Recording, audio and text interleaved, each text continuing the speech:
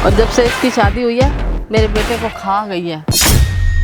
इसी घर में मेरे पति की सारी यादें हैं। मैं इस घर को छोड़ के नहीं जाना चाहती। ऐसा मत करिए।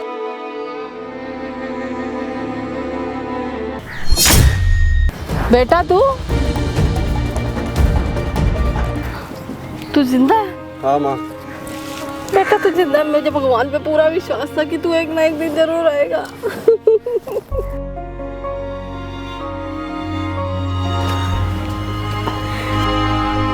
ये तुमने क्या पहन रखा है? जिंदा हूँ मैं अभी। मुझे लगा आप शहीद हो गए, इसलिए इस दुनिया ने मुझे यही पहनने के लिए बोला। जिंदा हूँ मैं अभी।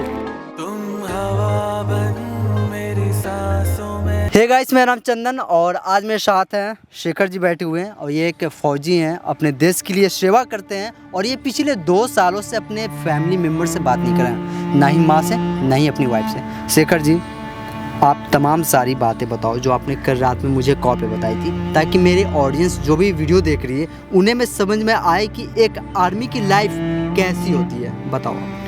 बहुत बहुत धन्यवाद चंदन भाई आपका। आप मेरे पास आए यहाँ पे, एक फ़ोन पे आपने मेरे पास बात करी।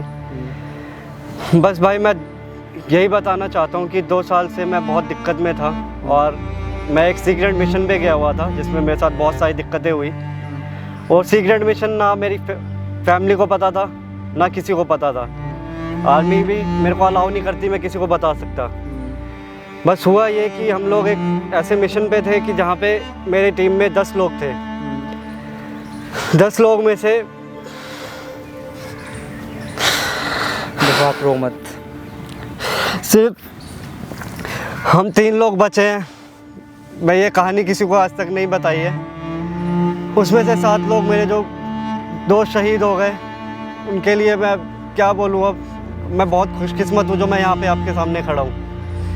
देखो शेखर भाई, जो भी कुछ हुआ उसके लिए मैं भी समझ सकता हूँ कि आपके दिल पे क्या बीत रहा होगा।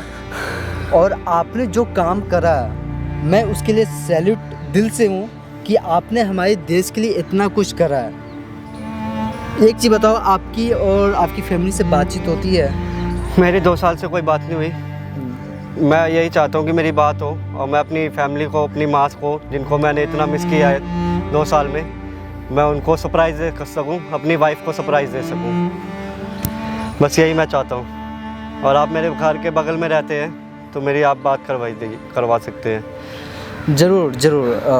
मैं खुद को खुश नसीब मैं समझूंगा कि मैं आपकी और उनकी बात करा सकूं। दोस्तों, एक्चुअली इनकी फैमिली मेरे घर के पास में रहती है और ये चाहते हैं एक छोटा सा सरप्राइज़ देने के लिए अपनी वाइफ को। तो शेखर जी, आप घबराओ मत, मैं आपकी वाइफ को कॉल करता हूँ, ठीक है, और उनको यहाँ बुलाने की कोशिश करता हूँ। ठीक है, ठीक है। प्लीज़ आप हिम्मत से काम रखना।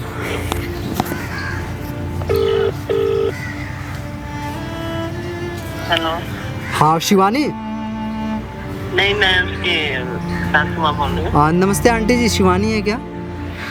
हाँ, क्या काम है? थोड़ा सा फ़ोन आप उनको देना, मुझे उनसे काम है। ठीक है। हेलो। हाँ, आपके हस्बैंड शेखर के बारे में कुछ मालूम है? वो कहाँ है?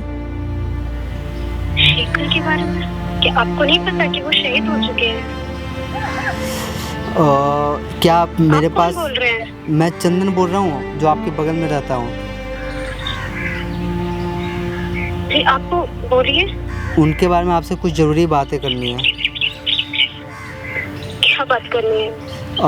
आपके घर के बगल में मैं आया हूँ, क्या आप आ सकते हो क्या यहाँ पे? ठीक है, मैं भी आती हूँ। ठीक है, आप आओ। शेखर जी, आपने देखा ही, अभी बात हुई आपकी माँ से और आपकी वाइफ से। वो थोड़ी देर में यहाँ पे आने वाले हैं, ठीक है। बस आप हिम्मत से काम लो। वो जब आएंगे तो मैं उनसे थोड़ा सा अकेले में 1-2 मिनट बात करूँगा, उसके बाद मैं आपको बुला लूँगा, ठीक है? आप यहीं पे ही आ जाओ, ठीक है? दोस्तों, थोड़ी देर में इनकी वाइफ आने वाली है। जो भी कुछ होगा मैं कैमरा में रिकॉर्ड करूँगा और कमेंट में ज़रूर बताना। अर्पित वो आ रहे हैं, कैमरा दिखा उनको।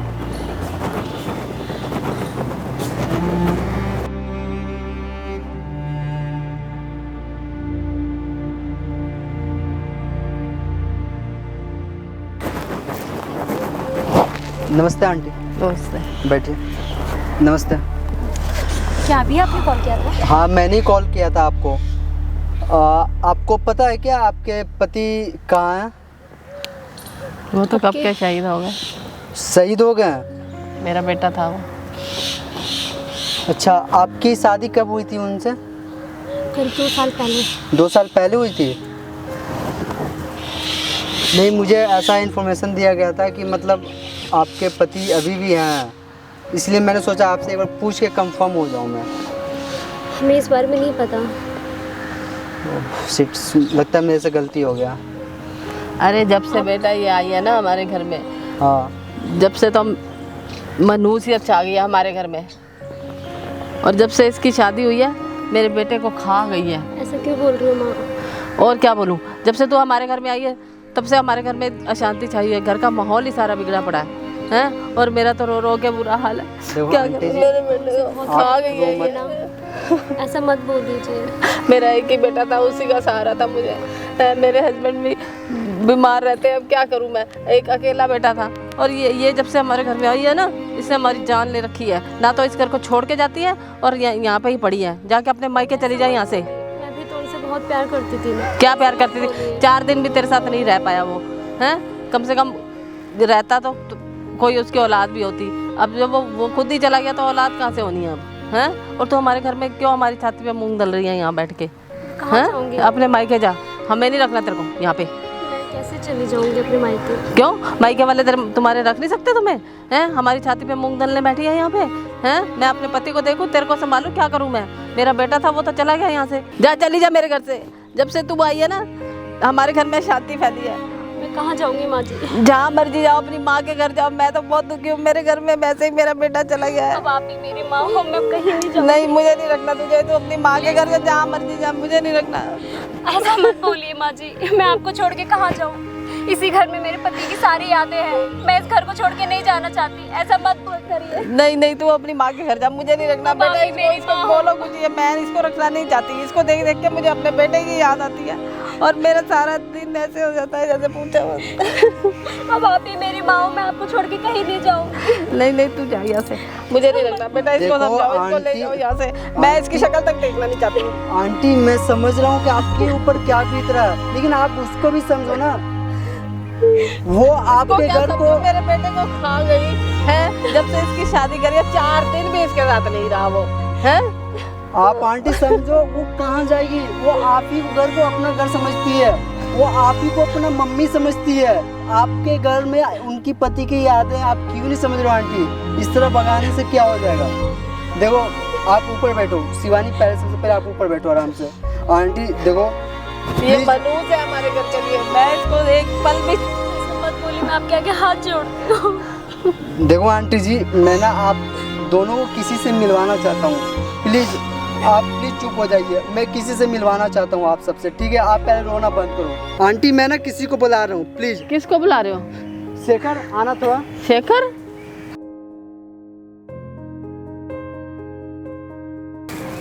ये तो मेरा बेटा है शेखर। हाँ माँ। अरे बेटा तू जिंदा है? हाँ बेटा तू जिंदा है? तू कितना दुबला हो गया है।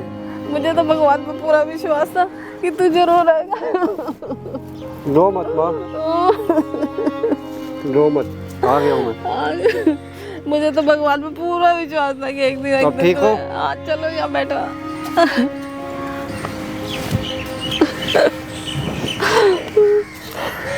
आंटी आप रो मत, मैं यही चीज़ें मैं आपको बताने वाला था। आप आओगे जरूर। मैं आ गया हूँ। मुझे पता था आप आओगे। रो मत, मुझे भगवान पे पूरा विश्वास था। बैठो बैठो माँ। देखो आंटी, मैं ये बात बताने वाला था, लेकिन मैं सोचा एक बार आप दोनों को बुला कर ही बता दूँ सारी चीज़ें। माँ मैं क्या बताऊँ, मेरे को माफ़ कर दो, मैं बहुत परेशान था। सीक्रेट मिशन था, मैं बता नहीं सकता था किसी को भी, ना इसको बता सकता था, ना मैं किसी को बता सकता था। मुझे माफ़ कर दो, लेकिन अब मैं आ गया हूँ, बस अब सब लोग साथ में रहेंगे। इतना ही बहुत है बेटा, तुझे जिंदा देख के मुझे तो सब साथ में रहेंगे माँ, हम सब। हाँ बहू मुझे माफ कर दे। आंटी ये चीज़ें मैंने तेरे को बहुत सताया, बहुत वो करा। ऊपर बैठ जाओ पहले। आंटी एक्चुअली ये मुझे कल ही मिले और कॉल करके इन्होंने बोला मुझे कि मैं माँ से और अपनी दीदी से मिलना चाहता हूँ और उनको एक छोटा सा सरप्राइज़ देना चाहता हूँ। और ये जिस मिशन पे थे उस मिशन पे किसी को अलाउ नहीं होता है उसके बारे में किसी को बताने के लिए, इसलिए ये सारी बातें छुपा कर रखे आप सबसे। तो प्लीज़ आप इनकी बात समझ सकते हो क्या। बेटा हमारा बेटा ही वापस आ गया, यही हमारे लिए बहुत है। बहुत बहुत धन्यवाद चंदन भाई आपका। आपने मेरी एक कोशिश थी वो पूरी करी, आपने मेरी फैमिली से मिला दिया। मैं बहुत खुद नसीब मानता हूँ खुद को कि मैं आपके लिए ये कर पाया। और आंटी अगर मेरे से कोई गलती उलटी होगी प्लीज़ मुझे माफ़ कर देना। नहीं नहीं बेटा, आपसे कोई गलती नहीं हुई, आपने तो हमारे बेटे को मिला दिया हमारे से।